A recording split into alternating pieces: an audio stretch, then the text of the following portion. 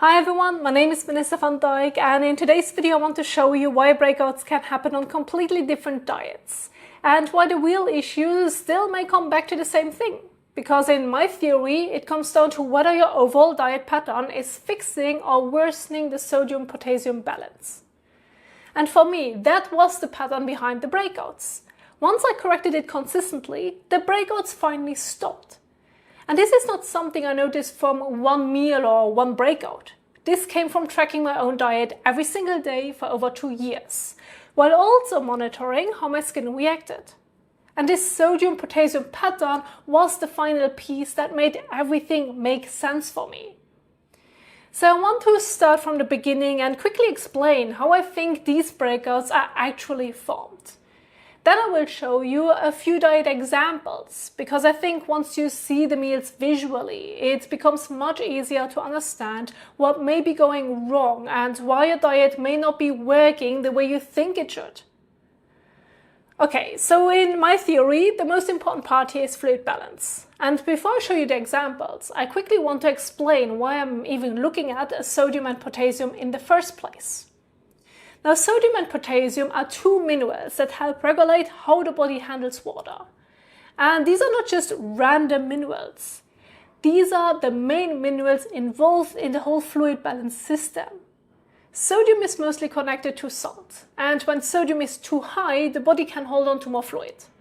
Potassium is found in more whole foods like potatoes, fruit, milk, yogurt, beans, vegetables, oats, and other simple whole foods. And potassium helps balance that fluid state.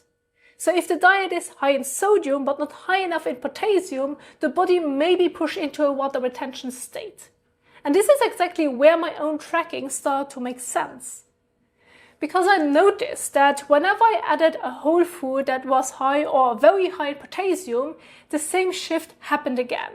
It did not really matter whether it was milk, oats, potatoes, beans, fruit, nuts, or something else. The food group was not the pattern. The high potassium-rich whole food was. But that does not mean potassium is bad. I think it means those foods were entering a body that was already too sodium heavy, so the correction was not happening smoothly. And in my theory, this matters for acne because if the skin tissue is holding on to more fluid, it can become more swollen, tighter, more pressurized, and more reactive. So then acne becomes much easier to trigger. And that is also why I no longer look at food only as healthy or unhealthy. I look at what the whole day is doing to this balance. Because a diet can look healthy, but still be sodium heavy. And a diet can look very simple and even kind of repetitive, I would say, but actually shift the body into a much better balance. So with these examples, I want you to pay attention to the direction of the day, because one day can show the pattern that often repeats over several days or weeks. Now let's start with the first example. So this first diet does not look extreme. It is not someone eating just fast food all day. I would say it is more of a convenience-based diet that still looks fairly normal or even kind of healthy from the outside. It is a bagel with cream cheese, a sandwich, yogurt, crackers, pasta, salad, and dressing. So a lot of people would probably look at this and think, okay, it is not perfect, but it also does not look that bad. And that is exactly why this can become so confusing. And honestly, this is what misled me for many years too. Because the sodium is not always obvious. It is not like you're adding a huge amount of salt with the salt shaker, because then you would actually see it. But that is not where most of the sodium is coming from. Most of it is already inside the foods. It is in the bagel, the cream cheese, the bread, the deli meat, the cheese, the crackers, the pasta sauce, and the salad dressing. So even though the diet looks fairly normal, the whole day can still become very sodium heavy.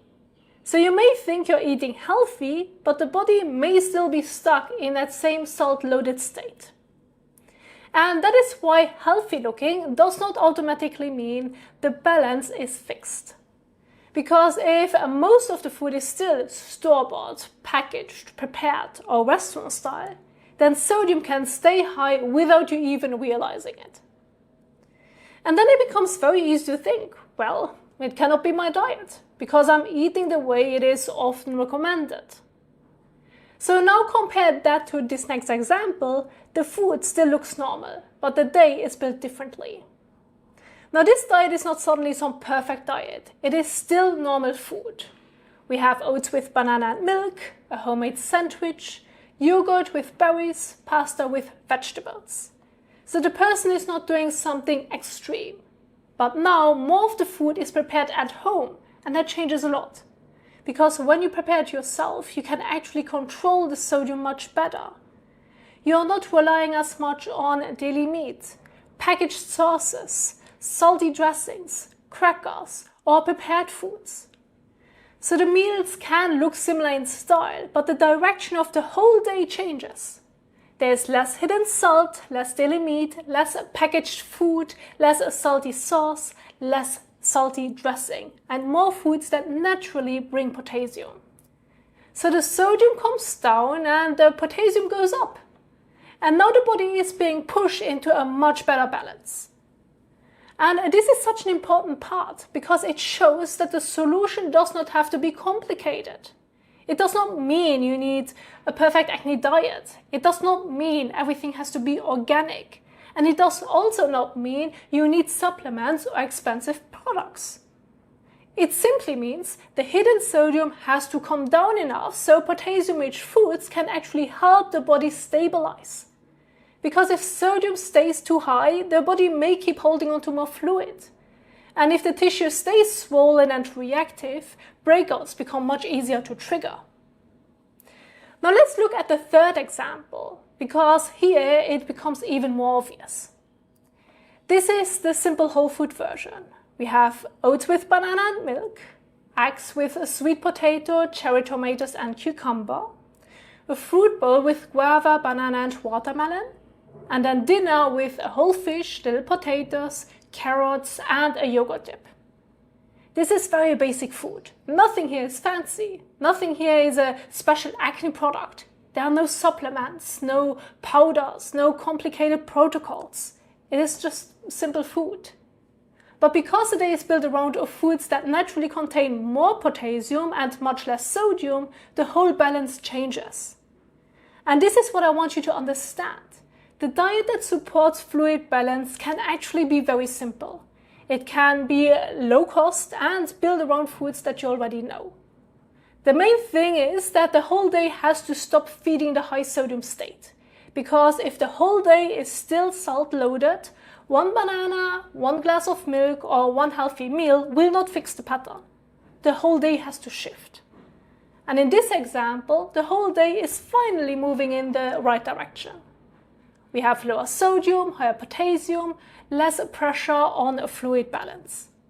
And that gives the body a much better chance to stabilize. But now let's look at the fourth example I prepared for you, because this one is very important. This diet also has a lot of real food in it. Eggs, rice, chicken, beans, vegetables, yogurt, nuts, fish and potatoes. So if you only look at the food categories, it looks pretty good. But now sodium gets pushed too high again through the things added around the meal, like processed meat at breakfast, soy sauce or salty sauces at lunch, salted nuts, crackers, salty glazes, pickles, seasoning mixes, bottled sauces or prepared ingredients. And suddenly the same simple food idea can turn into the wrong direction, because potassium is there. The person is eating potassium-rich foods, but sodium is still too high. So the ratio is still not really corrected. And this is where you can get misled, because this was one of the mistakes I made as well. Because you may say, but I eat rice, chicken, beans, fish, potatoes, vegetables, yogurt. And yes, those foods can be completely fine. But the problem is not the rice, the chicken, beans, fish, potatoes, vegetables or yogurt by themselves.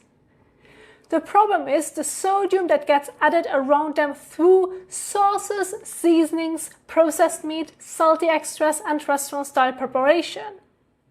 And that is what can turn the whole day very quickly.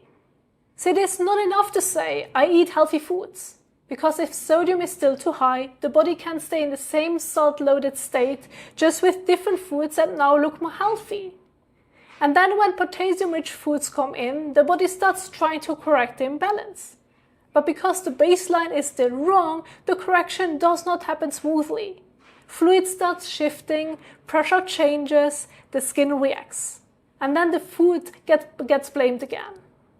But in my theory, the food is not the root problem. It is showing you that the baseline is still wrong. And this is why I think the advice to just eat healthy is too vague. Because it does not matter only how healthy the food looks. It matters whether the diet is actually lowering the hidden sodium and bringing potassium back in consistently. So the practical part becomes very simple. Do not try to eat perfectly. Change the baseline. Lower the foods that quietly add sodium throughout the day, especially packaged foods, sauces, processed meats, salty snacks, restaurant-style meals, and prepared ingredients. Then bring potassium back in through simple whole foods, and do that consistently enough that the body gets actually time to adjust. And once that baseline changes, that is when the skin finally can start calming down too. Now, if you have any questions about this, you can write a comment below and I'm happy to answer it. Thank you so much for watching, and I will see you in the next one. Bye.